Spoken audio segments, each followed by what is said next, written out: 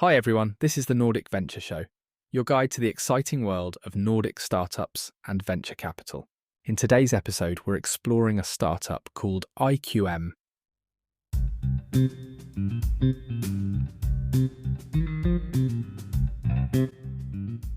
Welcome back, everybody. Today, we're going deep into quantum computing, but not just the theory. We're talking about a company actually building these machines right now. That's right. It's called IQM, and they're doing some pretty incredible things already. Oh, yeah. They're really pushing the boundaries. Yeah, like a 20-qubit quantum computer with over 99% fidelity. Really impressive stuff. Yeah, so What's really fascinating is that IQM is focused on the superconducting approach. And that's significant for a few reasons. okay, yeah, I'm curious about that. Why is that the approach to watch? Well, superconducting quantum computers, they have the potential to scale up to much larger sizes, Yeah. which is crucial if you want to tackle those increasingly complex problems. Uh-huh. And then you've got the fidelity rate. Right. That means fewer errors, and you get more reliable results, which is a huge deal in the quantum world. Yeah, so it's not just about building a quantum computer. Right. It's about building one that's reliable and can handle some serious heavy lifting.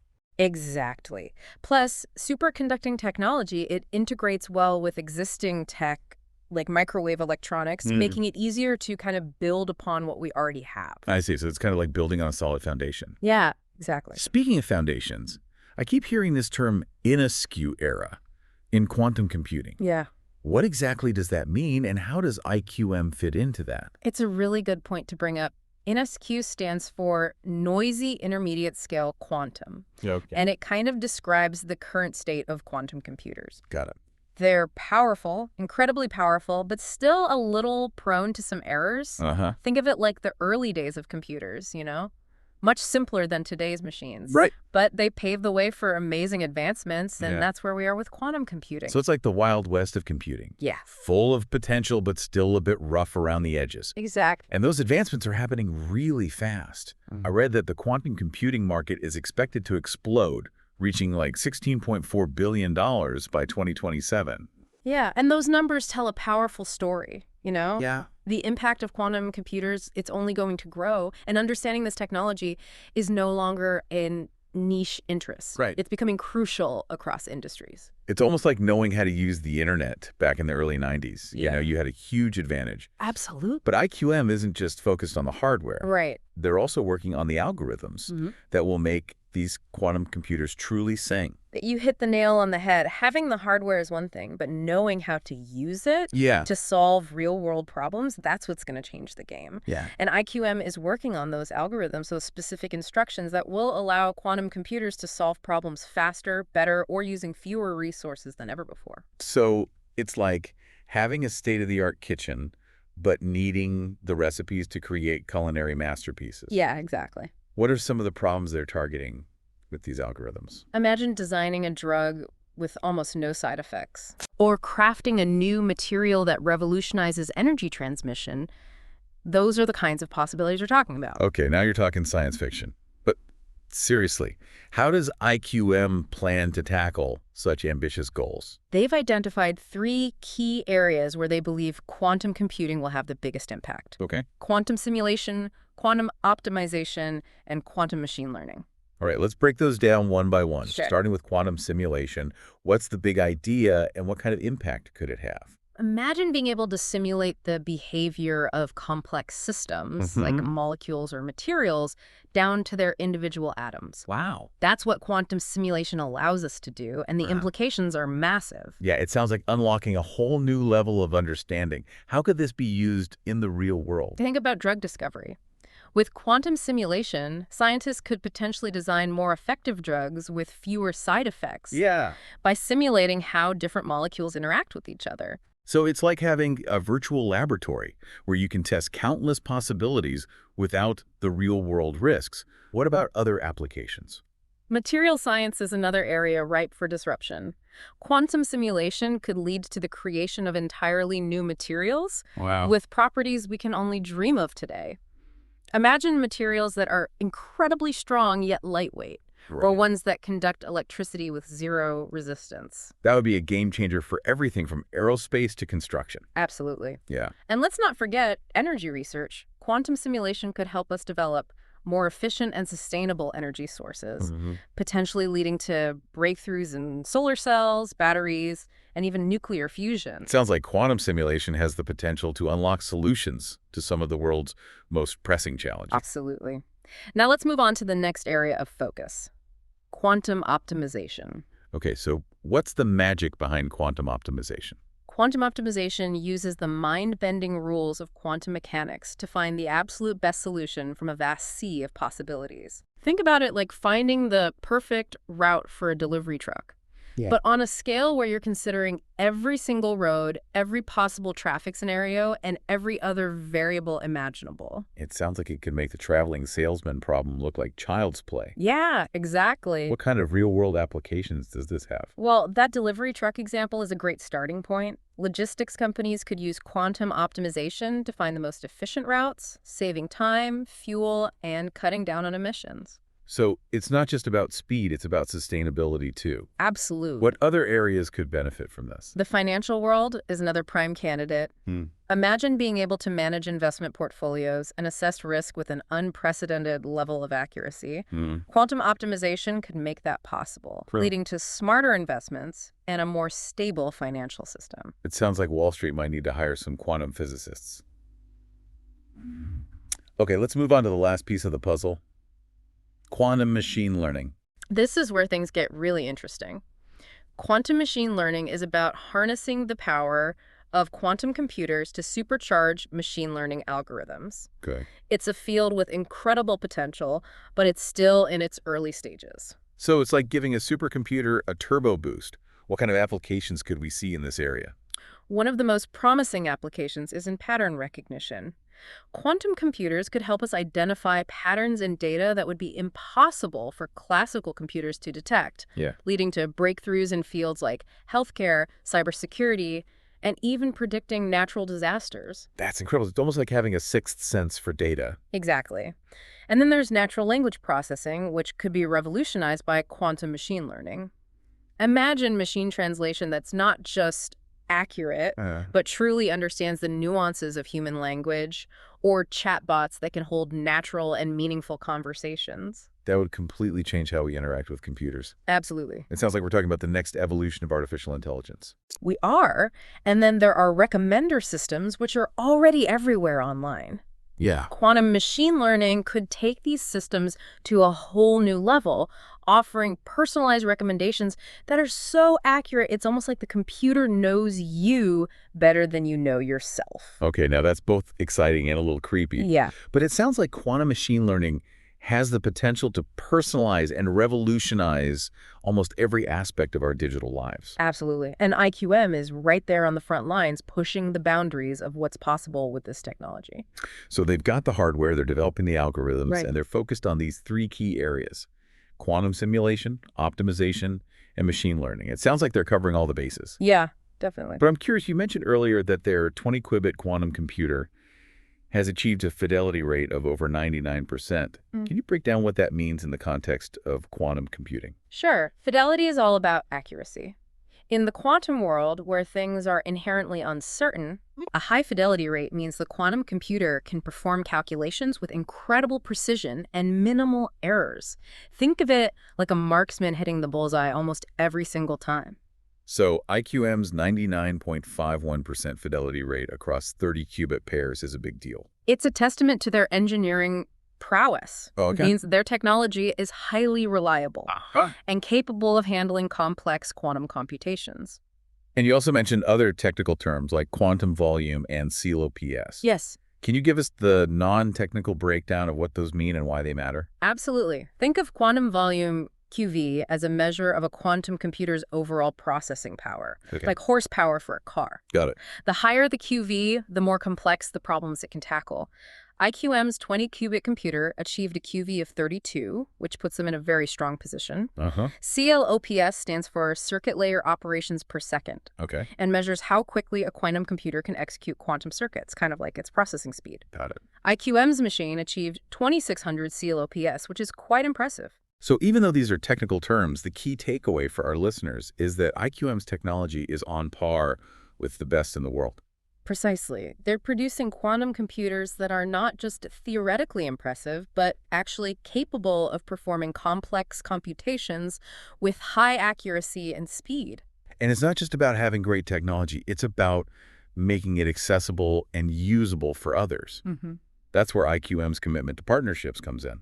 Absolutely. They're not trying to go it alone. They're forging partnerships across various sectors to accelerate the adoption and application of quantum computing. Can you give us some examples of these partnerships and what they entail? Certainly, they're working with high-performance computing centers, integrating their quantum computers into these massive research hubs to empower scientists working on cutting-edge discoveries. So they're making quantum computing power available to those who can really push the boundaries of scientific knowledge. Exactly. And they're also collaborating with tech giants like NVIDIA and Hewlett-Packard Enterprise to develop integrated solutions that combine quantum and high-performance computing. That sounds like a recipe for some serious computational firepower. What about making quantum computing accessible through the cloud? Yeah. Are they pursuing any partnerships in that area? Absolutely. They've partnered with cloud providers like Amazon Web Services, AWS, and T-Systems to offer cloud-based access to their quantum computers. That's huge. It means businesses and researchers can experiment with quantum computing without having to invest in their own expensive hardware. Exactly. It democratizes access to this technology, opening up a world of possibilities for innovation. And then there are the partnerships with software and algorithm developers. Right. Can you tell us more about those collaborations? IQM is working with companies like Multiverse Computing, Beyond Limits, and HQS Quantum Simulations to develop and optimize quantum algorithms for specific applications. One notable project is the QEXA project, focused on utilizing quantum computers for groundbreaking research in material science and quantum chemistry. So they're not just building the hardware, they're actively building the ecosystem that will make quantum computing truly transformative. Precisely. It's a multifaceted approach to bringing this technology to the world and solving real-world problems. Now, speaking of bringing this technology to the world, let's talk about IQM's product line. They offer different quantum computing platforms tailored to specific needs. Yeah. Can you tell us about IQM Radiance, IQM Spark, and IQM Resonance? Of course. IQM Radiance is their flagship platform designed for organizations that need top-tier quantum computing power. It's scalable up to 150 qubits, which means it can handle incredibly complex computations. Okay. Then there's IQM Spark, a system specifically designed for universities and research labs to educate the next generation of quantum experts. It's great to see them investing in the future of this field. What about IQM Resonance? How does that fit into their product line? IQM Resonance is their cloud-based quantum computing service. It allows users to tap into IQM's powerful quantum processing units through the cloud, making this groundbreaking technology more accessible than ever before. So it's like the democratization of quantum computing, allowing anyone with an internet connection to potentially harness this power. Exactly. It's an exciting time to be involved in this field, and IQM is playing a key role in shaping its future. This has been a fascinating dive into the world of quantum computing with IQM. What are some of the key takeaways you'd like our listeners to remember from this part of our deep dive? I think the most important takeaway is that quantum computing is no longer a distant dream. It's a reality that's rapidly evolving and has the potential to revolutionize countless industries. Absolutely. And IQM is not just a spectator in this revolution. They're a driving force, pushing the boundaries of what's possible and shaping the future of computing. Exactly. And for our listeners, this is just the beginning of our exploration. In part 2, we'll delve deeper into the technical marvels behind IQM's quantum computers, uncovering how these machines actually work at a fundamental level. And in part 3, we'll journey into the future, envisioning the transformative potential of quantum computing across diverse industries, from healthcare to finance, material science, and beyond. Until then, keep exploring and stay curious. Welcome back to our deep dive into the world of quantum computing with IQM. It's exciting to be back. Last time we talked about IQM's mission to build superconducting quantum computers and their approach, like a collaborative approach to making this technology accessible. Right, we also got a taste of those incredible potential applications across different industries. Absolutely. But today, I think it's time we take a peek under the hood, and explore how these machines actually work. I'm ready to geek out on the technical details. Okay, great. At the heart of IQM's quantum computers are superconducting qubits. These are the building blocks that allow quantum computers to do things that are simply impossible for classical computers. Okay, so remind me about qubits again. Yeah. What makes them so special compared to the bits in our everyday computers? Imagine a coin, right? Okay. A coin that can be both heads and tails at the same time. Okay. That's kind of what a qubit is like. Right. Unlike a classical bit, which can only be a 0 or a 1, a qubit can exist in a superposition, No. a mind-bending state where it's both 0 and 1 simultaneously. So it's like harnessing the power of uncertainty. How do superconducting qubits fit into this picture? Superconducting qubits are based on a fascinating phenomenon called superconductivity. At extremely low temperatures, certain materials lose all electrical resistance, allowing currents to flow without any energy loss. So it's like an electrical superhighway with no speed limits. That's a great analogy. These superconducting circuits, we can manipulate them to create and control qubits with remarkable precision. Why is this approach? Why is this the one that companies like IQM favor? What are the advantages of superconducting qubits? One key advantage is their longevity. Superconducting qubits, they can maintain their delicate quantum state for a relatively long time, Right. which is crucial for performing complex calculations. They're also highly controllable, allowing scientists to manipulate their quantum states with incredible accuracy. It sounds like a delicate dance, controlling these qubits with such precision. It is. And importantly, the fabrication techniques used to create superconducting qubits. Yeah. They're compatible with those used in the semiconductor industry, making it easier to scale up production. That's a crucial factor if we want to see quantum computers become more widely available. Absolutely. But I imagine, building a quantum computer, Right. that's no easy feat. It's not. It's really not. What are some of the engineering challenges involved? Creating a quantum computer is like orchestrating a symphony of subatomic particles. It involves creating and connecting a network of these superconducting qubits, controlling their interactions, and shielding them from the slightest disturbances. It sounds incredibly complex. Right. What are some of the biggest hurdles that companies like IQM are facing? One of the major challenges is protecting those fragile qubits from noise and interference. Even the tiniest fluctuations in temperature or electromagnetic fields can disrupt their quantum states, leading to errors in computations. So it's like trying to perform brain surgery in the middle of a rock concert. That's a vivid way to put it. Yeah. IQM uses a variety of techniques to shield their qubits, including cryogenic cooling. Okay. They keep the qubits at temperatures close to absolute zero, which is colder than the depths of outer space. That's mind-bogglingly cold. Why are such extreme temperatures necessary? At those temperatures, thermal vibrations and other environmental disturbances are minimized, creating a super quiet and stable environment for the qubits to do their work. So it's like creating a quantum sanctuary, free from the chaos of the outside world. Exactly, but it's not just about protecting individual qubits. Right. It's also about scaling up the number of qubits while maintaining their coherence and connectivity. Why is that so difficult? As you add more qubits, the complexity of controlling their interactions and minimizing errors grows exponentially. Imagine trying to conduct an orchestra with thousands of musicians, each playing their own unique tune. It sounds like a logistical nightmare. It is, but IQM is developing innovative architectures and control systems that address these challenges, allowing them to build larger and more powerful quantum computers. It's fascinating to see how they're pushing the boundaries of engineering and physics to make this happen. Now, you mentioned earlier that quantum computers are still prone to errors. Right. How are companies like IQM dealing with this issue? Error correction and mitigation are crucial areas of research and development in quantum computing. Imagine having a team of proofreaders constantly checking for typos in a manuscript. That's kind of what error correction techniques do. So they're like the guardians of quantum accuracy. What are some of the approaches being used to tackle this challenge?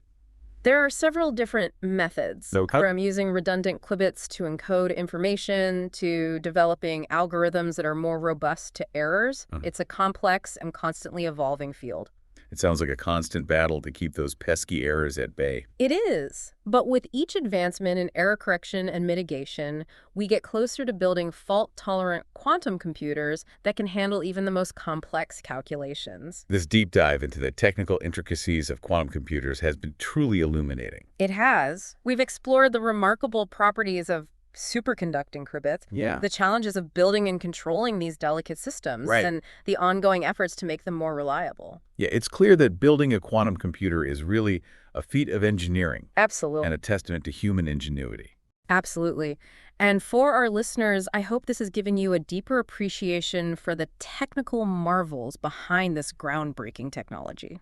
In the final part of our deep dive, we'll explore the most exciting part, the potential applications of quantum computing across various industries. Yeah, we'll delve into how this technology could transform everything from healthcare and finance to materials science and energy. Until then, keep those quantum minds buzzing. Welcome back to the deep dive. It's time for the grand finale of our exploration of IQM and the world of quantum computing. We've covered a lot of ground, from IQM's leading role in building these superconducting quantum computers to the technical details. Right, we even took a detour into that fascinating world of qubits. Absolutely, and all those challenges of keeping those delicate quantum states humming along. Exactly. But now it's time to unleash our imaginations. Yes. And explore that thrilling aspect of this technology. Yeah. Its potential to revolutionize entire industries. Absolutely. I'm ready to have my mind blown. Let's start with healthcare. What are some ways quantum computing could transform this field in the coming years? One area where we could see groundbreaking advancements is drug discovery. Imagine being able to simulate those interactions of molecules within the human body at an atomic level. It'd be like having a virtual laboratory where you can design and test countless drug candidates without the time and expense of traditional methods. Exactly.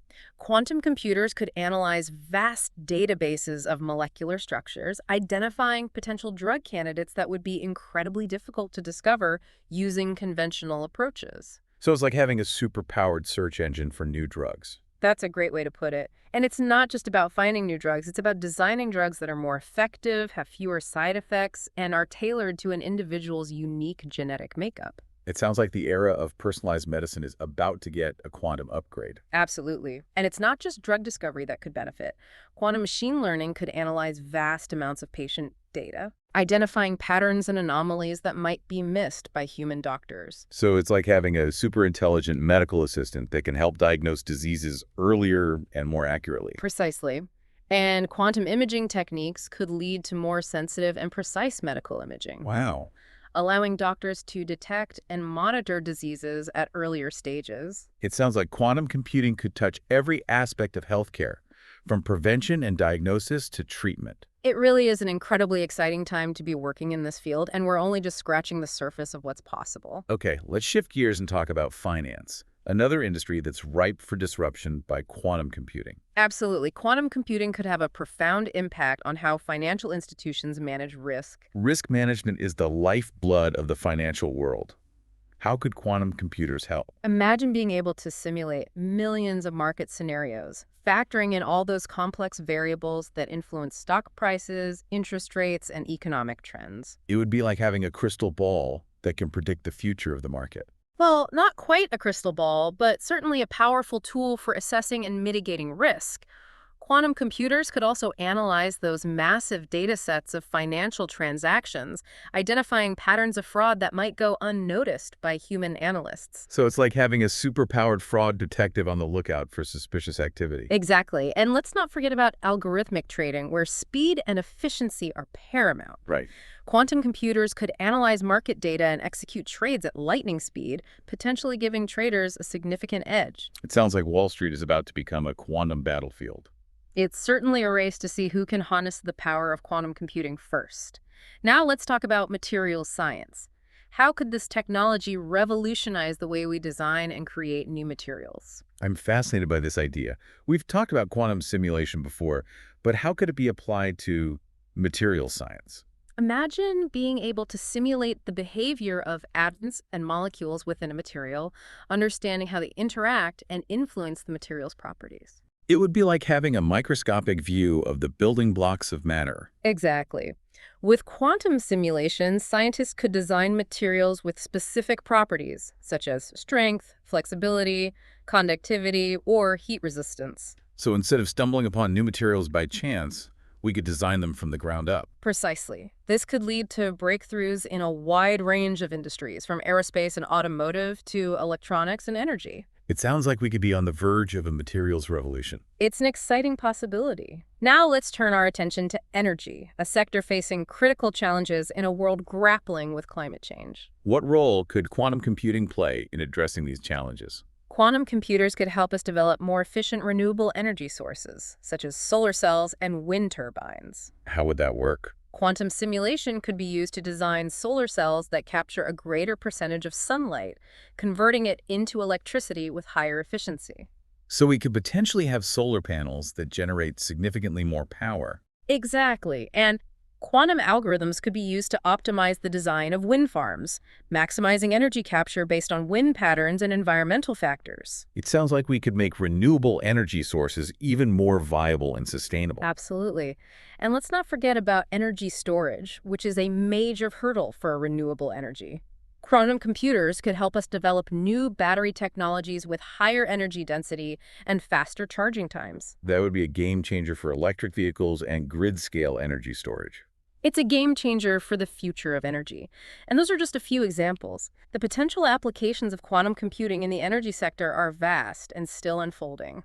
This has been an incredible journey into the future of quantum computing. It has. We've explored how this technology could transform healthcare, finance, material science, and energy. But these are just a glimpse into the possibilities. It's clear that quantum computing has the potential to revolutionize countless industries and reshape the world as we know it. And for our listeners, the key takeaway is this: stay curious, keep exploring, and embrace the possibilities. The quantum future is full of wonder and opportunity. That's a perfect note to end on. Thank you for joining us on this deep dive into the world of quantum computing with IQM. Until next time, keep exploring and stay curious.